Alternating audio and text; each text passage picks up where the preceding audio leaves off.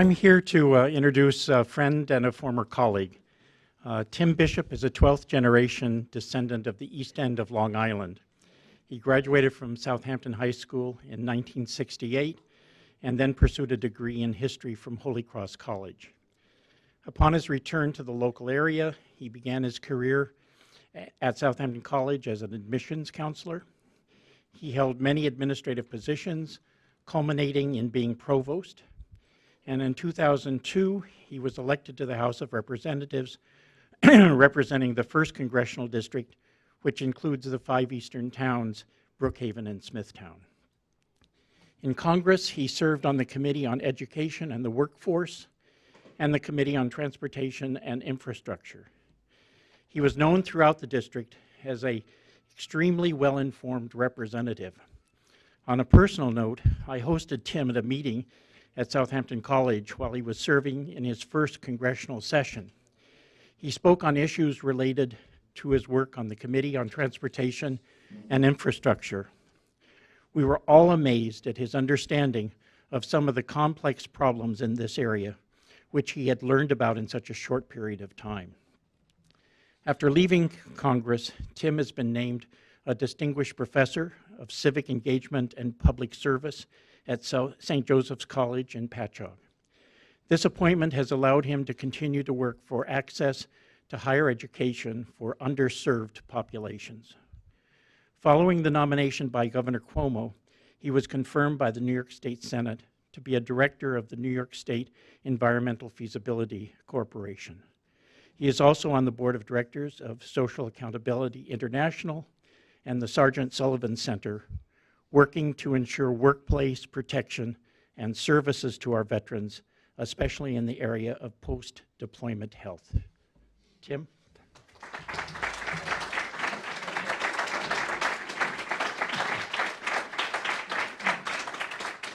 Well, thank you very much. It's a pleasure to be here with all of you and have an opportunity to renew some old acquaintances and see some people who worked very hard on my behalf for each of my races, and I'm very grateful for that. And it's always a pleasure to be in the company of Chuck Hitchcock, who was a dear friend, and we were colleagues for a long, long time. So I was very honored to be asked to be part of this lecture series. I was a huge admirer of Tom Twomey and a huge admirer of Judith Hope, and one of the first people I spoke with when I was thinking about running for Congress back in the spring of '02 was Judith Hope, and then one of the second or third people I spoke with was Tom Twomey. They both gave me extremely good advice, which I followed and served me well. So as I say, it's a pleasure to be here. I'm going to talk to you about something that is well known to all of you, and that is the fact that the United States Congress is broken, sadly, and has been for quite some time. The sort of subtitle of my talk is it still broken? And the short answer is yes, it is, but not quite as badly as it was at the end of the 113th Congress. We're now into the 114th Congress, and I'll explain why I feel that in a few minutes.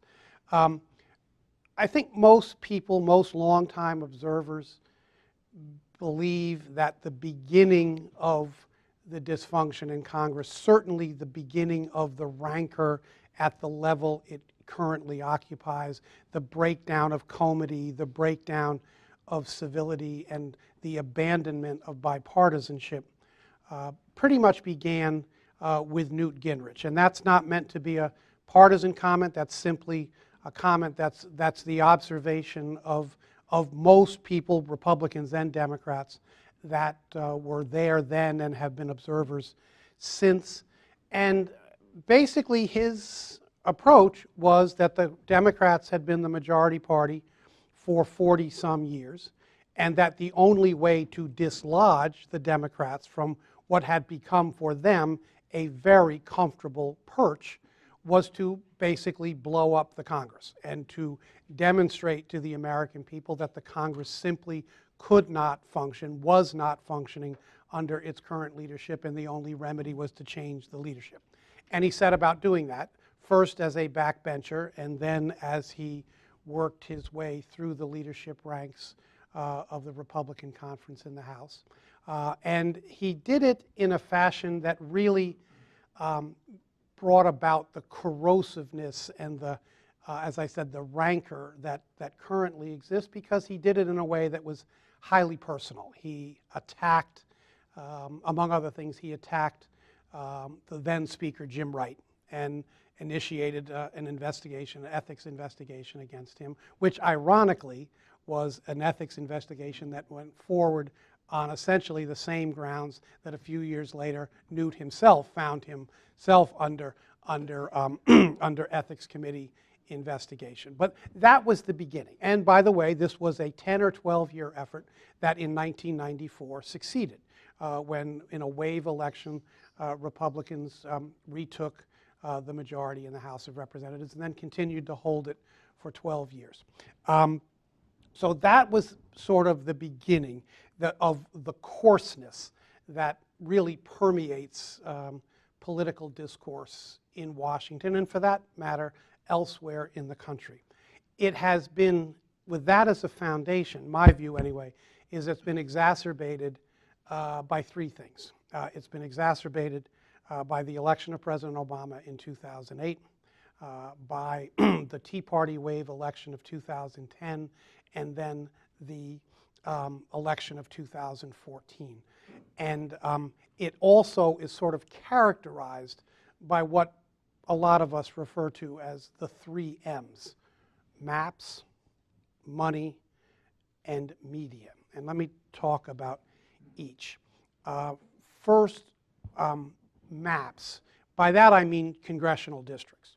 There are only about 40 or 50 truly competitive congressional districts in the country. This, by the way, is one of them. Thank you very much. So most districts are drawn in a way where the incumbent, either the Republican or the Democrat, has to work pretty damn hard to lose, okay? I mean, there is virtually no chance that anyone is going to beat Jerry Nadler, let's be honest. There is virtually no chance that anyone is going to beat Carolyn Maloney, okay? And so, unfortunately, out of the 435 congressional districts, round numbers, 375 of them are of that type. And so what that means is, since so few members have to be worried about representing a district that might be considered a swing district or where there is wide divergence of opinion, there's no incentive to move to the middle. And as a consequence, I'm sorry, let me back up a little bit. So the only thing electorally that members who represent these districts worry about is a primary. And what this means is, because if you're a conservative, generally you don't get primaried by someone who is less conservative. You get primaried by someone who's more conservative. If you're a liberal, you don't get primaried by somebody who's a moderate. You get primaried by somebody who's more liberal. So there's been a retreat to the extremes on both sides, because when your principal motivation is avoiding a primary to be outflanked on either your right or your left, you're going to move in those directions, and therefore the middle has essentially been abandoned. The other thing that's happened is that the center of gravity of the Republican Party, and again, this is not a partisan comment, it's a factual comment, has moved decidedly to the right. And I think the perfect example of that is Peter King, who represents New York 2. Now, Peter has been a member of Congress since sometime in the 90s. When I came to, and by the way, Peter is a friend, so nothing I'm about to say should be taken as critical of Peter. When I came to Congress, Peter was considered a staunch pillar of the right. He hasn't changed at all. He's now described as a moderate.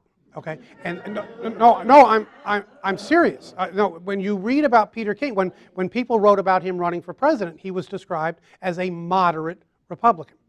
And that's because the center of gravity has moved so far to the right. That's happened for a couple of reasons. One is that moderate Republicans, New York used to have a bunch of Republicans that we called so-called Rockefeller Republicans or Javits Republicans. We had Amo Houghton, we had Jack Quinn, we had Jim Walsh, we had people like that. They've all retired. And they've all essentially been replaced by people who are more conservative than they are. And then the other thing that's happened is the so-called blue dog Democrat, the traditional Southern conservative Democrat, has become an endangered species. In 2007, the first term that we Democrats were in the majority, we had, I think, 60 blue dogs, because they won. That was a wave election for Democrats, where a lot of marginal Republicans in conservative areas were replaced by conservative Dems. We had, as I said, we had close to 60, 58 or 60. There's now, I think, 18 blue dogs. So again, we've stretched ourselves to the extremes. The other, now with money, the money sort of exacerbates the extremes. We all know about Citizens United. We all know about Speech Now. But the enormous amounts of money that are now available to run races exacerbates the extremes, because the money goes to the extremes. The money doesn't go to the middle. It just doesn't. It goes to the extremes. And the other thing is that now that the gap between the two parties is as vast as it is, being in the majority is more important. I mean, in the days of Tip O'Neill and Bob Michael, when there weren't significant differences between, I mean, there were differences, let's be sure. There's a reason that Democrats are Democrats and Republicans are Republicans, but there wasn't the really starkly staked out positions that exist now. It wasn't as important to be in the majority or to be in the minority as it is now, because the agendas that the majority party or that the two parties have are so vastly different that, that each party wants to be in the majority. And because it means more and there's more money, the elections have become much more vicious than they used to be. And that is tough to recover from when you are elected and then you go to serve with these people who spent several $1 million against you. I'll just give you two examples, and I'm going to offer them really as, in a way, because they were sort of humorous. When I ran in 2010, I won by the smallest margin of victory in the country. I won by 593 votes. And my election wasn't declared, wasn't certified until December 8th. The election day, by the way, was November 8th. And my mother called that, and it is the Feast of the Immaculate Conception. My mother thought that was a good thing. But anyway, the week of December 15th, I'm now certified as winning for 1 week. The Republicans took out an ad against me. I mean, they took out $100,000 worth of cable ads against me for I don't even remember what the issue was, but it was one of those, call Congressman Bishop, tell him to do something. I don't even remember what it was. But here we are. We are 23 months away from the next election. The preceding election was just closed a week earlier, and they're running ads against me. In 2012, I won by a somewhat more comfortable margin for this district, and I was sworn in along with my colleagues on January 3rd. And on January 4th, the National Republican Campaign Committee sent to my office a retirement package. And it actually was very thoughtful. I mean, it had in it all of the forms that one would need to file in order to retire, and the dates by which you had to file them, and so on. But that, as I said, I thought both the ad was kind of funny, and I thought the retirement package actually was clever and funny. But I point that out to say that we are in a perpetual election cycle, and the reason we're in a perpetual election cycle is A, because there's so much money available to run those elections, and B, because being in the majority means as much as it does. And lastly, the media. I mean, we all know, well, both the growth, the dramatic growth of political talk, TV, and radio on both sides. There's clearly more outlets for Republicans than Dems, but both sides do that. And then also the social media and how omnipresent that is. It's constantly, all of us are constantly being bombarded with whatever messages people consider to be messages that would resonate. And often the messages are wrong. I mean, they're just factually incorrect, but you hear the same factually incorrect message over and over and over, which you can because of how much money there is available, and pretty soon people are making their judgments on issues that they don't understand and have no information on. I talked before about how I thought the election of Obama and then the 2010 and 2014 elections were each in their own way watersheds. I think with the Obama election, basically what that brought about was the latter-day version of what Gingrich started to do in the 1980s, and that was to demonstrate that the Congress cannot work. And I think you will all recall rather famously that Mitch McConnell said that his #1 priority was to see that Barack Obama was a one-term president. Now, how do you do that? The way you do that is to make sure he doesn't get to put up any W's on the board. And the way you do that is you shut down the Senate. And through the use of the 60-vote threshold to bring almost anything to the floor, the so-called filibuster rule, Mitch McConnell effectively shut down the Senate. So here, the House, at the time, the Dems were in the majority. The House is passing legislation. We all think it's pretty good. And then it goes to the Senate where it simply dies. And I remember thinking for the 4 years that we Dems were in the majority, I remember wondering why it was that the founding fathers thought that something called the United States Senate was a good idea.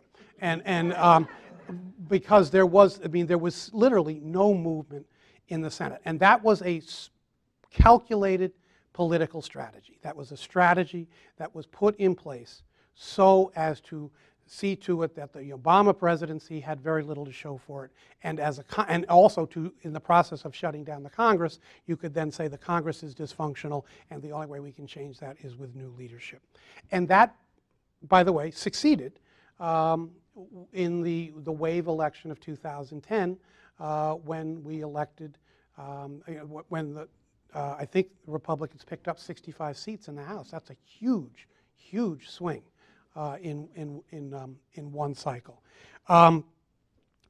Now there's, and by the way, I said before that I thought that the branch was not quite as broken as it was. And the reason I say that is that now the Republican Party is the majority party in both the House and the Senate, and their motivation is completely different. Their motivation now is to show that they can govern. Their motivation isn't to block everything that the Democrats wanted to do or that Obama wants to do. So there is somewhat more movement now, particularly in the Senate, than had been the case prior to that. But the interesting thing that has happened now is the schism in the House between the far right, between the conservative right and then the really, really conservative right. And that is presenting its own contribution to dysfunction. But let me back up before I go there. One of the things that has been talked about a lot and is very valid is what's called the Hastert Rule. Now, I don't know why it's called the Hastert Rule. The Hastert Rule, by the way, is that the Speaker will only bring to the floor of the House things that will be voted on by a majority of the majority. Every Speaker had that rule. So why, so Tip O'Neill had that rule, Nancy Pelosi had that rule. So why it's called the Hastert Rule, I don't know. But it's called the Hastert Rule. And what has happened is that, particularly since 2010, because the center of gravity for the majority party has moved so far to the right, that which comes out of the House is pretty conservative. You take that and combine that with the 60-vote threshold in the Senate, and that is an open and shut recipe for paralysis. If you've got something that is really, really extreme, there's no way you're going to get 60 votes to move that forward in the Senate.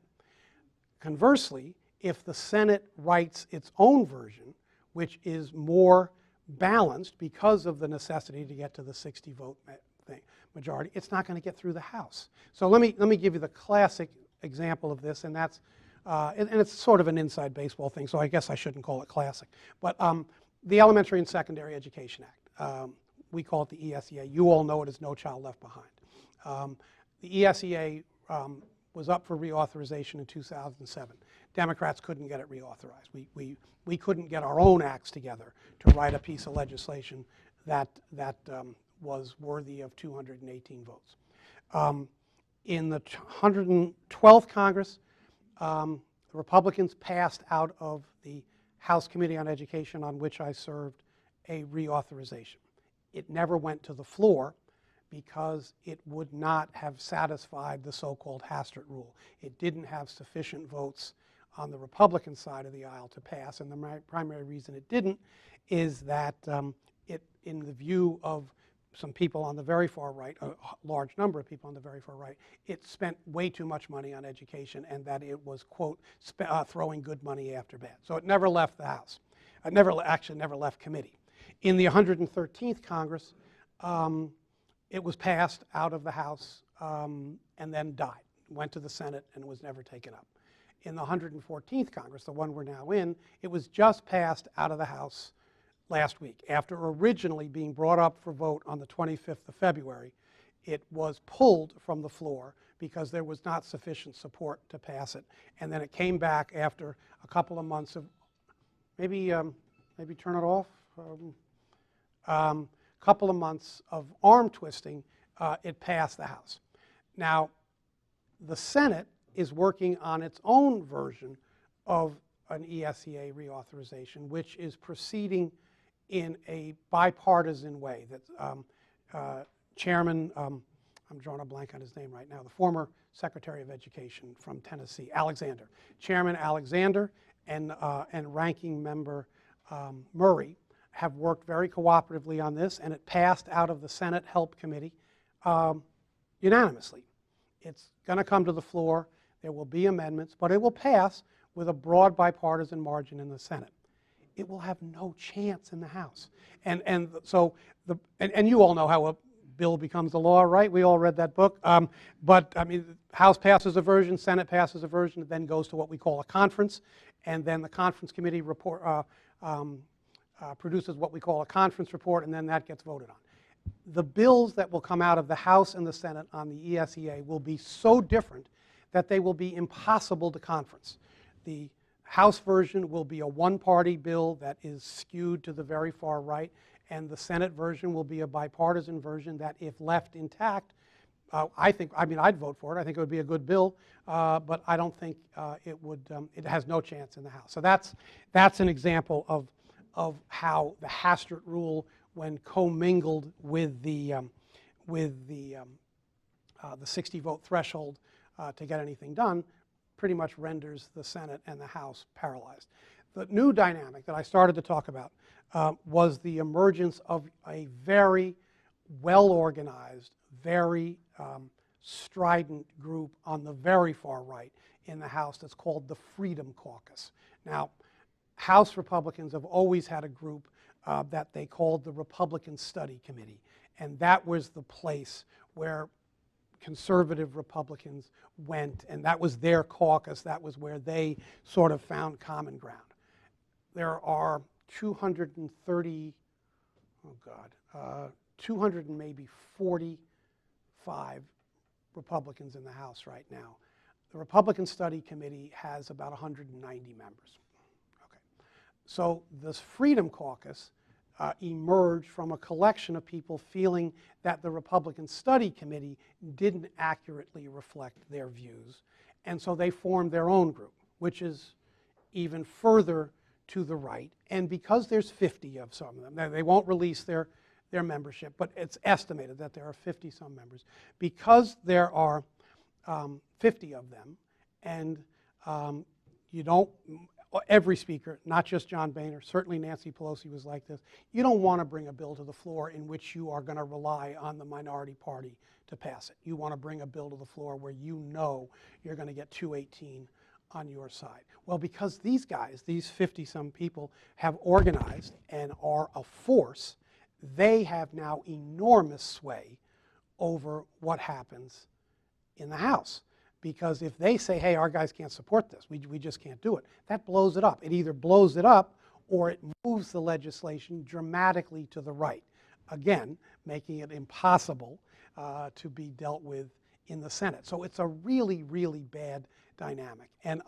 And because of how aggressive the Republican, the Freedom Caucus is, it basically can grind the House to a halt. And that happened this week. Now, I don't expect any of you to have paid attention to this, although I did not see any Kardashians on any covers this week. But the Interior and Environment Appropriations Bill came to the floor. Normally, relatively uncontroversial. Everyone in the majority will vote for it. Good number of people in the minority will vote for it on both sides. I mean, when we were in the majority, same thing. Because of the tragedy in Charleston and the actions of the South Carolina Senate and House to ban the flying of the Confederate battle flag over the Capitol or on Capitol grounds, a Democrat went to the floor of the House. And by the way, I'm sorry, I should back up. Every bill that comes to the floor of the House comes to the floor by virtue of a rule. And the rule stipulates what amendments can be offered and what amendments can't be offered.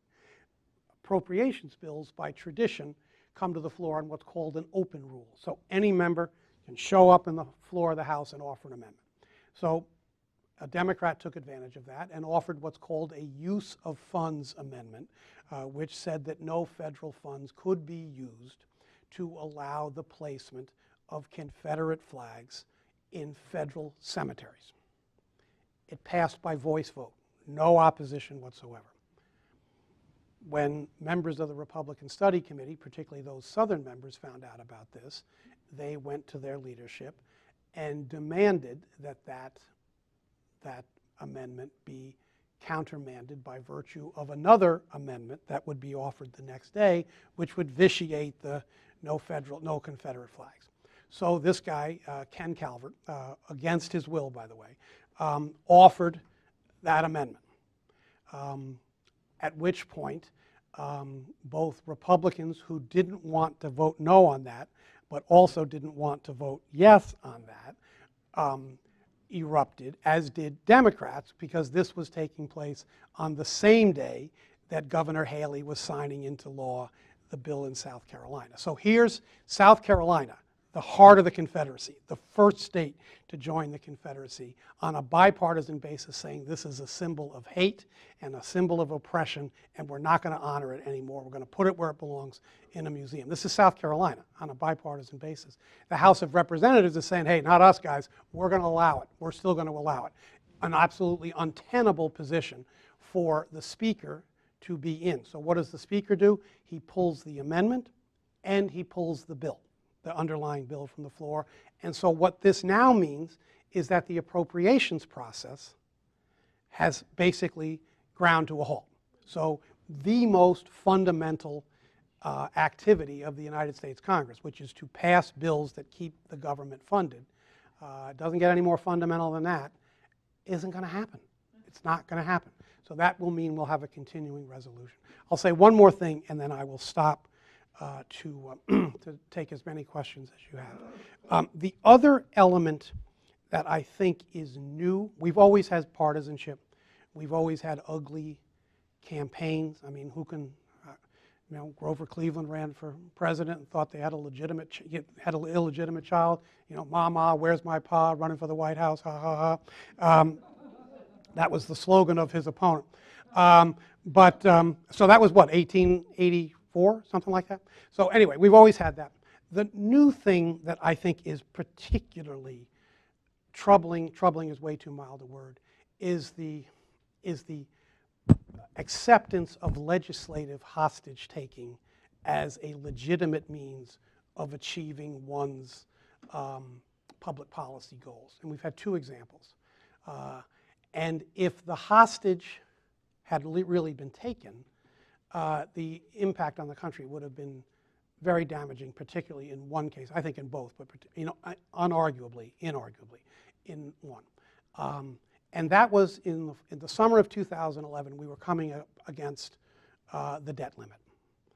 And Speaker Boehner took the position that we would authorize an increase in the debt limit only if there was a dollar-for-dollar reduction in expenditures.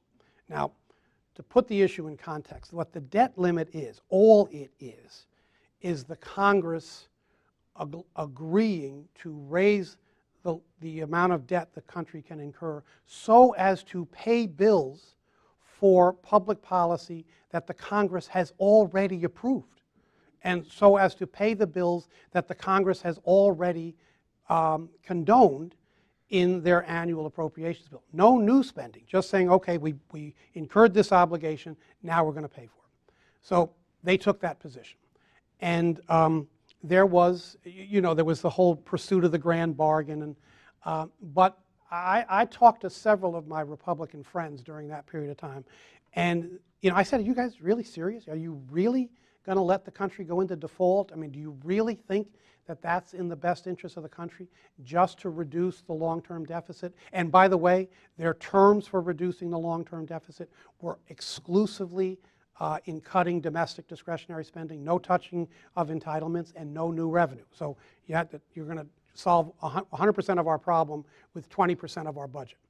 And by the way, you couldn't touch defense either.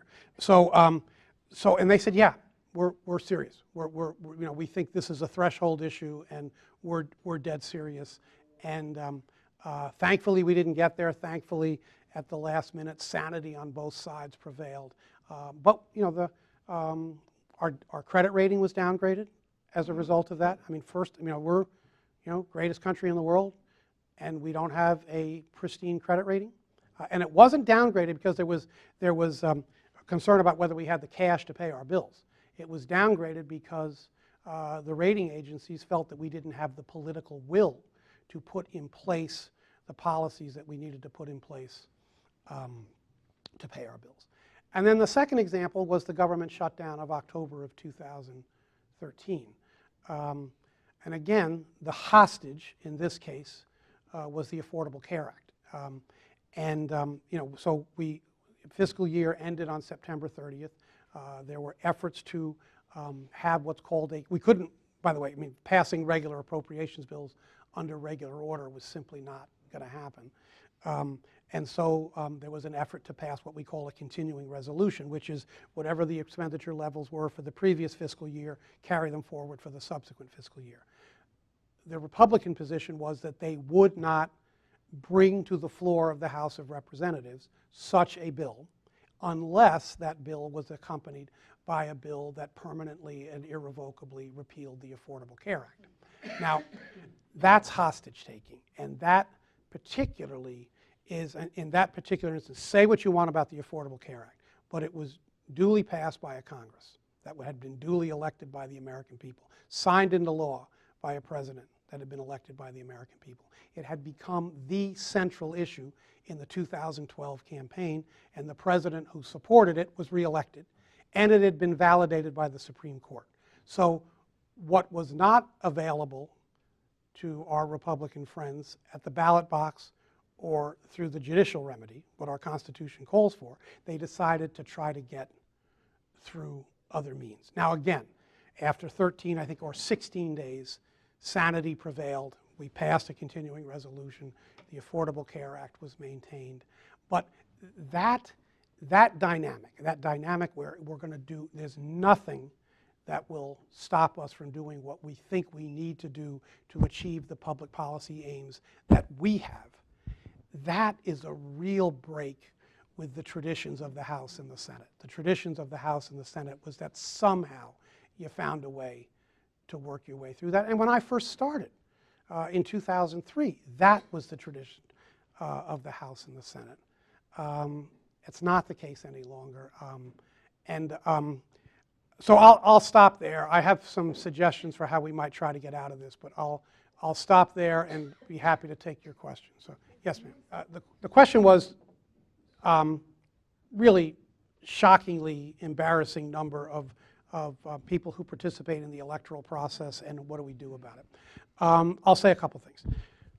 First off, in this past election, we would have killed for 33%. Okay, in New York, it was around 26% that actually voted. There's a couple of reasons that, and I'll just give you a little aside. I'm now at St. Joseph's College. I love being there. Wonderful, wonderful students. But each student I encounter, I say, did you vote in November? Okay, I'm up to 26 who voted. And these are good kids. They're not slugs. These are good kids who are working hard in their classes and all have part-time jobs. They're fabulous. And I say, you know, how come you didn't vote? And there's two reasons they give me. One, they say that it's just one guy and my vote doesn't matter. Just, you know, I'm too small to have consequence. So my response is to tell them about the election in which I won by 593 votes. And do you think every vote matters? You're damn right it matters. You know. But the other thing they say is that they're just so turned off by the process. They're so turned off by the money. They're turned off by the ugliness. They're turned off by the rancor. And they think that the government isn't working. And so my response to that is you're letting the money win. If you stay home, you're walking off the field. And, you know, even if your voice isn't heard, put it out there. But one of the solutions, I think, to the dysfunction that we have is, as a country, we must become dramatically more civically engaged than we currently are. And that falls on each of us, every one of us. Now, I think the East Hampton Dems, the party I'm the most familiar with, do a phenomenal job of getting people out to vote. But that isn't always the case, either for Dems or for ours. And I think, you know, we call our system of government participatory democracy, right? It only works if people actually participate. And right now, they're not. And I think that if we want to tell, forgive my bias, the Mitch McConnells of this world that your way doesn't work for me, there's only one way to do that, and that's by voting for things that he doesn't want. So I think I think civic engagement is absolutely essential, and I think it falls to all of us to get to it. Did I see a, yes, sir? We are paying good salaries and great benefits to 535 people in Washington who have been doing little or nothing for quite a few years. How do we get rid of them? Oh, I'm tempted to say ask Lee Zeldin, but I won't go there. The way we get rid of them is by civic engagement. Okay, but I will say this is an area I have some sensitivity about, not because I lost. I mean, there's all this talk about how much money we spend on members of Congress and so on, and there's an enormous amount of mythology about how much we make and whether we get our full salaries for life when we retire. By the way, we don't. Who knew? And then and whether we get free health care for life, which we don't, and but. I always found, I mean, I was in a Congress for 12 years, 8 of those years I was in the minority. It's very hard to influence public policy from the minority. And so what I turned my attention to was solving individual problems. And I made that the cornerstone of my service, and we did a damn good job of that. So I think that even though there's no piece of legislation, or only a couple of pieces of legislation with my name on it, I think that I made an impact. But the answer is, if you want to know how we get rid of people, we get rid of people by every single person in this room voting their conscience, and, wait, let me finish, and bringing 15 people with them. I don't know that I can answer that question. What I would be happy with is if we could start by just eliminating the efforts to suppress the vote. Thank you. If we could get us to the point where all of the efforts that are in place, government-issued ID, no early voting, no weekend voting, if we could get us to the place where all of those things were not in place, and we're not attempting to solve a problem that does not exist, then I think I'd be very happy about that. But my great frustration is we suppress the vote ourselves. We do a great job of suppressing the vote ourselves because we just stay home, and that's where I think we have to focus our efforts. This gentleman right here in the yellow shirt, you sir. You've been very generous in calling these people on the extreme right conservative. Whatever happened to the term reactionary?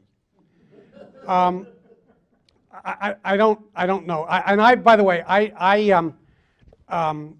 I try to use terms that I think are descriptive without being inflammatory. How'd I do?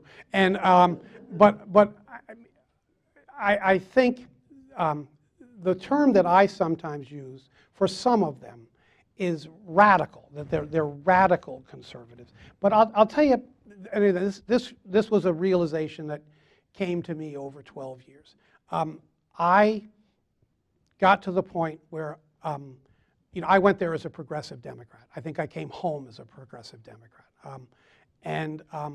But a lot of my really good friends were conservatives, and I was able to accommodate their conservatism. Where it fell apart for me is when that was associated with anger, okay, and contempt, and questioning the legitimacy of people who have a different point of view than you do. And that, again, is one of the things that I saw in the 12 years that I was there, that on the continuum from disagreement to hatred, we had moved quite a ways down the continuum to hatred. And that's debilitating. It's corrosive.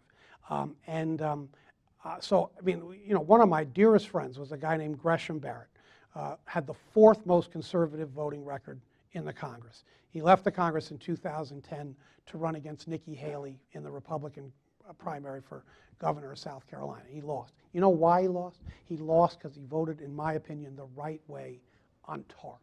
Okay, he voted for TARP because he thought the country would collapse if we didn't have it. He was right, but he paid for that vote. But he wasn't angry. It was just his worldview. I'm fine with that. He was fine with my worldview. What I can't tolerate is people who not only have a different worldview than I do, but are contemptuous of mine and consider that to be a sign of personal failing on my part. That's where it's gotten to, and that's not good. Okay, we'll go right here, 2 in the front. Hi, Tim. It's great to see you. Nice to see you, Nancy. Thank you for your great service to our district, and it's great to see you tonight. Thank you. But I do have a question. In your new job, which I think is fantastic, what have you learned to date that will help folks who are trying to boost the dismal percentage of young people voting these days? In East Hampton town, I just learned this afternoon from my husband, the percentage of 18 to 34-year-olds voting in East Hampton town is 12%. So what have you learned so far in your classroom that might help those of us who are trying to encourage that cohort to become more involved? I've learned, let me give you 2 things that I've learned, and my knowledge, by the way, is incomplete, but 2 things. One is that we have to do a much better job of connecting our politics and the public policy that results from the politics to their lives. They don't see the relevance of it. For example, I tried to talk to them about and I was successful, but I talked to them about the congressional budget resolution, the budget resolution that passed the House, which would be devastating. I mean, it would lay havoc on the student financial aid programs. And I said, this affects each and every one of you. Do you know how your representative voted? No. So we have to connect public policy. The other is that we have to find, for me anyway, new ways of communicating with them. I ask them where they get their news. No one reads the newspaper, okay? Well, in some cases that's good, but they get their news from The Daily Show, they get their news from Facebook and from all of the social media, and I think we're way behind on that in terms of getting to them information that they need, that they want. I mean, they know what to do with it once they get it, but we have to get it to them. Judith had a question, and then we'll go back there. I just want to echo what Nancy said about your extraordinary public service. I think you're clearly one of the most gifted members of Congress we've ever had represent us in the 1st Congressional District. Thank you. I'm personally very grateful for your service. And on the issue of the death of bipartisan cooperation in the United States Congress, I've noticed that Senator Kirsten Gillibrand seems to have an unusually high level of success in reaching across the aisle and partnering with Republicans in the U.S. Senate on bills like sexual violence in the military and sexual violence on campuses and other issues. And is this just her personal? Why is she able to accomplish this and so few others are? I think a couple things. One, she's got two, those are her two signature issues. They're two really, really good issues, and two issues where one is hard pressed to say, you know what, we don't really care that much about sexual violence on campus. You worry about it if you want, but not our thing. I mean, that's a tough position to take. So she's picked issues, I think, quite well that are the kind of issues that attract bipartisan support. That's one. Two, she's incredibly diligent and aggressive and tenacious and charming in going after get the support that she needs. It's a real skill, and it's something I think you're born with. It's a tough. Being charming is a tough skill to teach. I mean,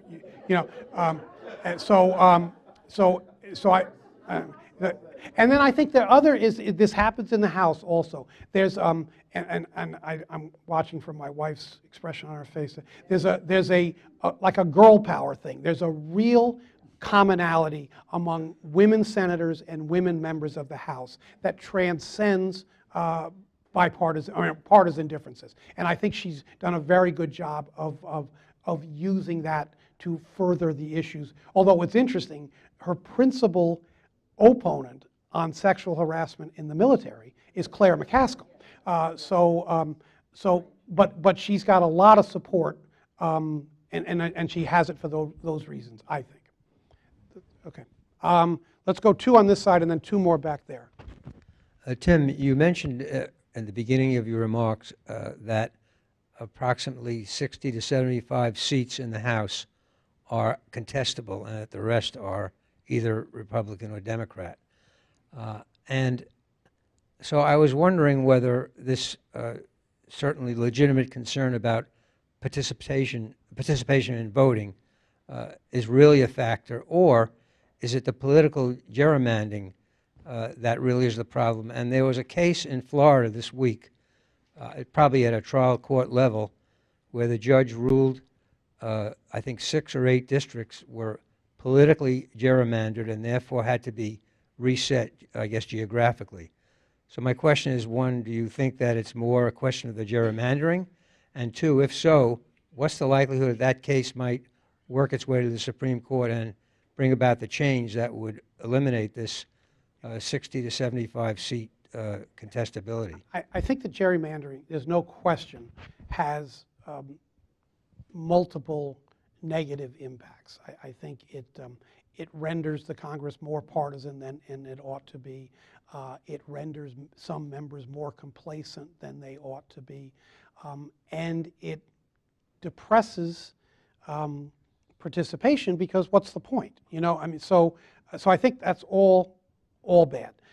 And I think that one of the solutions, and I think there are a handful of solutions. I talked about one, which is civic engagement. I think another is to outlaw gerrymandering, is to enable the drawing of congressional districts by nonpartisan redistricting committees. And I'll come to a point I want to make in a minute. I do think this is an important ruling in Florida. I think the first thing that we should watch for is whether there's a TRO granted that will allow the congressional elections of 2016 to go forward on the existing maps that have been found to be illegal, or there will be new maps drawn between now and 2016. But I do think it is an issue of sufficient import that it should work its way through the court system. But I think nonpartisan redistricting is absolutely essential. And the one example that I would cite where it is working is California. Now, California is decidedly a blue state.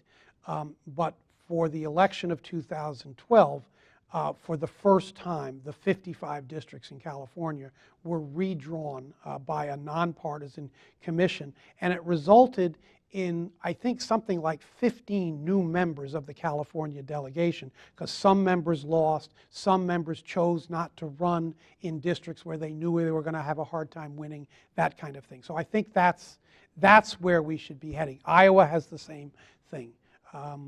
New York very badly needs it, although I will say that New York 1 isn't going to change. I mean, we got water on 3 sides, so there's not a lot you can do with New York 1. But, yeah.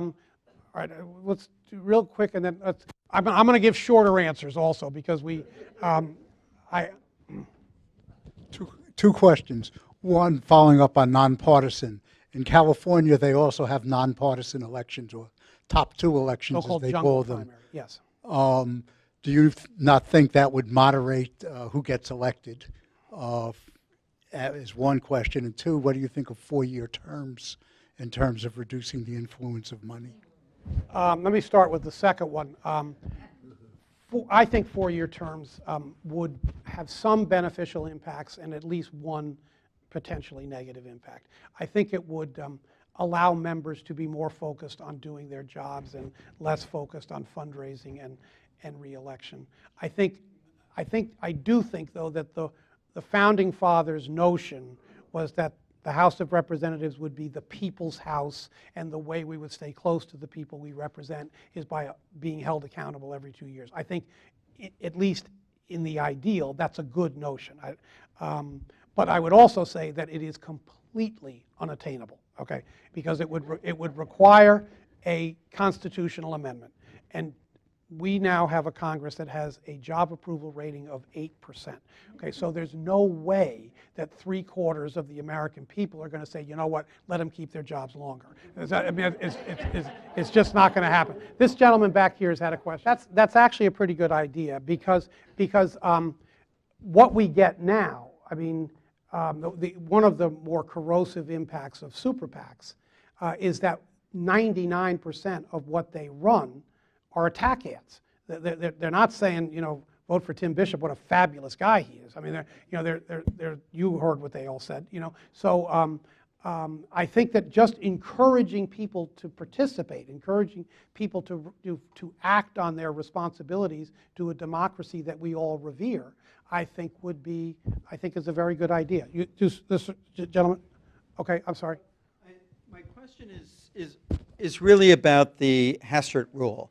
And it just seems to me that if Congress abandoned the reliance of the majority and had bills open where everyone could vote, there would be a floodgate of legislation that could pass. And I don't understand really why there is no movement to move away from that. Okay. First off, let me be clear. The Hastert Rule is not a rule of the House. It is a practice that every speaker has engaged in. And the principal reason is the majority feels they would lose control.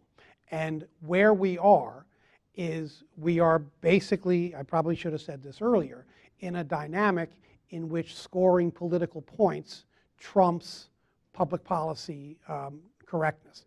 And the classic example right now is the struggle over reauthorizing the Export-Import Bank. Now, it has become the boogeyman of the far right, the Export-Import Bank. By the way, has not cost the United States taxpayer a dime since it was first started. In fact, has returned a couple of $100 billion to the Treasury in pure profit. It's created thousands, tens of thousands of jobs. But the far right has decided that it's an example of crony capitalism and therefore doesn't support it. If it were brought to the floor, John Boehner, by the way, supports reauthorizing the Export-Import Bank. If it were brought to the floor of the House, it would pass. Virtually every Democrat would vote for it, and probably 70 to 100 Republicans would vote for it. But because John, is giving unbelievable deference to the chairman of the Financial Services Committee, Jeb Hensarling, it's lost. I mean, and it now has expired. Now, ultimately, it'll be brought back, I think, cooler heads will again prevail. But that's an example of what you're citing. But Boehner isn't going to bring it to the floor, because to do so would cause a revolt on the far right, which could then imperil his speakership. It's that simple. Okay. Anna, you want to ask? It becomes increasingly more difficult, to be honest. Look, you don't need to outspend your opponent to win, but to unilaterally disarm is a very, very perilous position to be in. I mean, look, I've been on the receiving end of, in the last 3 cycles, probably $8 million worth of super PAC attacks. And I also had super PAC money on my behalf, not anywhere near to that amount. But one thing that could be done is what Elizabeth Warren and Scott Brown negotiated in Massachusetts, which is they each agreed to not take super PAC money. Now, in that way, you are in effect sharing the obligation and sharing the risk. But to unilaterally disarm is hard, I think. What is it? The answer to what? To the mess we're in. You said. Oh, I got a couple things. Yeah. Okay. What are they? I mean, I've talked about 2 of them. One is nonpartisan redistricting commissions, to create districts that respect essentially geography as opposed to political expediency. The other is civic engagement. A third would be the end of the filibuster rule. I think that the 60 vote, it's not in the Constitution. The 60 vote threshold is ridiculous. And then another would be for the Republican Party to go through the same soul-searching and realignment that the Democratic Party went through. From 1968 to 1988, Democrats lost 5 of 6 presidential elections. Okay? That gave rise to the centrism or the center-left policies of the Democratic Leadership Council and soon-to-be President Bill Clinton. And that then ushered in an era in which the Democrats have won the national elections more often than not since 1988. Now, the Republicans tried this in 2012. Or after the 2012 election. Remember, they were going to have their reassessment and conduct their autopsy and so on. And they basically came out of it saying that they had to be more welcoming, that they couldn't be perceived as so harsh, and so on. And they then acted on that when the Gang of 8 got together in the Senate to pass bipartisan comprehensive immigration reform in the Senate. Enter the House of Representatives. It arrives in the House of Representatives, at which point John Boehner declares that it is, quote, dead on arrival, close quote. He then says he's got his own way of handling immigration. We don't like big bills. We're going to break it down into its component parts. We're going to do smaller bills. They're easier to manage. The American people understand them better, and so on. He then sets out a set of principles that are going to guide the Republican Party in the House in their efforts to deal with comprehensive immigration reform. 2 days after he put them out there, he was forced to withdraw them.